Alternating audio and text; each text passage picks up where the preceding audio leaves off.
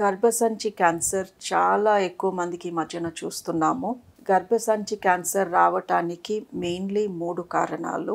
ఒకటి ఒబిసిటీ. ఎవరైనా ఉండాల్సిన బరువు కన్నా ఎక్కువ బరువు ఉన్న వాళ్ళలో గర్భసంచి క్యాన్సర్ ఎక్కువ చూస్తున్నాము. నెక్స్ట్ షుగర్ పేషెంట్స్లో కూడా గర్భసంచి క్యాన్సర్ ఎక్కువగా వస్తుంది. సో మీరే ఆలోచిస్తే మన చుట్టూతా ఎంతమంది ఓవర్ వెయిట్ విత్ డయాబెటీస్ లేరో ఆలోచించండి. చాలామంది షుగర్ ఉన్న వాళ్ళు లావుగా కూడా ఉంటారు, లావుగా ఉన్న వాళ్ళకి షుగర్ ఉంటుంది. ఈ 2 పర్ఫెక్ట్ కాంబినేషన్ గర్భసంచి క్యాన్సర్ రావటానికి. అండ్ ఈ మధ్యన చిన్న వయసులో ఉన్న వాళ్ళలో కూడా గర్భసంచి క్యాన్సర్ చూస్తున్నాము. ఇది పీసీఓడి ప్రాబ్లం ఉన్న గర్ల్స్లో. నా దగ్గరికి 20, 24, 27 ఈ వయసులో పీసీఓడి పేషెంట్స్ చాలామంది వస్తారు. పీరియడ్స్ ఎప్పుడో 3-4 నెలలకు ఒకసారి పీరియడ్ వస్తుంది, 3 నెలలు గడిచింది పీరియడ్ రాలేదు, లేదా 4-5 నెలలు గడిచింది పీరియడ్ రాలేదు అని. వీళ్ళల్లో కూడా గర్భసంచిలో క్యాన్సర్ చాలా కామన్గా చూస్తున్నాము. అండ్ ఒక్కొక్కసారి పీసీఓడి పేషెంట్స్ ఫర్టిలిటీ క్లినిక్స్కి వెళ్తారు, పీరియడ్స్ రావట్లేదు, పిల్లలు పుట్టట్లేదు అని. అక్కడ ఫర్టిలిటీ డాక్టర్స్ వీళ్ళని ఎగ్జామిన్ చేసినప్పుడు కూడా గర్భసంచి క్యాన్సర్ కనిపిస్తోంది.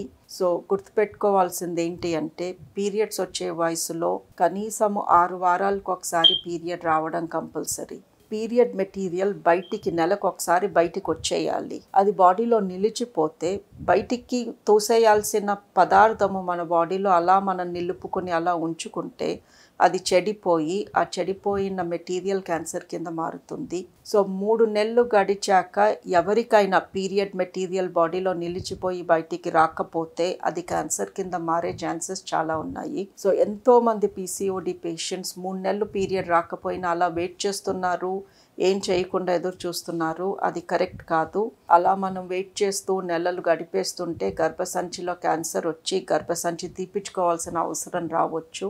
2 మెనోపాజ్ అయిపోయిన తర్వాత, పీరియడ్స్ అయిపోయిన తర్వాత లావుగా ఉండి షుగర్ పేషెంట్లు అయి ఉంటే కూడా గర్భసంచి క్యాన్సర్ వచ్చే ఛాన్సెస్ చాలా ఉన్నాయి. సో ఎవరికైనా ఇర్రెగ్యులర్ బ్లీడింగ్ అంటే ఒక పీరియడ్కి ఇంకొక పీరియడ్కి మధ్యలో ఎప్పుడైతే మనం బ్లీడింగ్ కనిపించకూడదో అప్పుడు వారానికి ఒకసారి, 10 రోజులకు ఒకసారి బ్లీడింగ్ కనిపిస్తూ ఉండటము, లేదా ఒక నెలలో 20 రోజుల పాటు కంటిన్యూస్గా బ్లీడింగ్ అవ్వడము, ఇలాంటి లక్షణాలు కనిపిస్తే ఇది గర్భసంచి క్యాన్సర్ అయ్యే ఛాన్సెస్ చాలా ఉన్నాయి.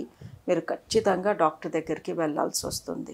ఎవరికైతే పీరియడ్ మధ్యలో గ్యాప్ వస్తుందో 20, 25 రోజులు, 30 రోజుల గ్యాప్, అండ్ ఆ గ్యాప్లో అస్సలు మనకి బ్లీడింగ్ కనిపించట్లేదు అనుకోండి, అలాంటప్పుడు గర్భసంచి క్యాన్సర్ అయ్యే ఛాన్సెస్ చాలా తక్కువ.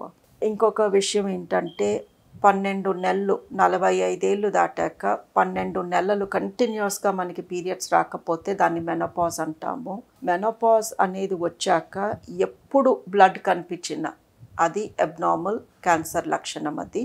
సో ఎవరైనా మెనోపాజ్ వచ్చాక ఒక్కసారి కనిపించింది, 2-3 సార్లు ఏదో చిన్నగా స్పాటింగ్ లాగా కనిపించింది, అందుకే పట్టించుకోలేదు అనడం కరెక్ట్ కాదు. మెనోపాజ్ తర్వాత ఎనీ బ్లీడింగ్ వెజైనా నుంచి క్యాన్సర్ అయ్యే ఛాన్సెస్ more than 50%.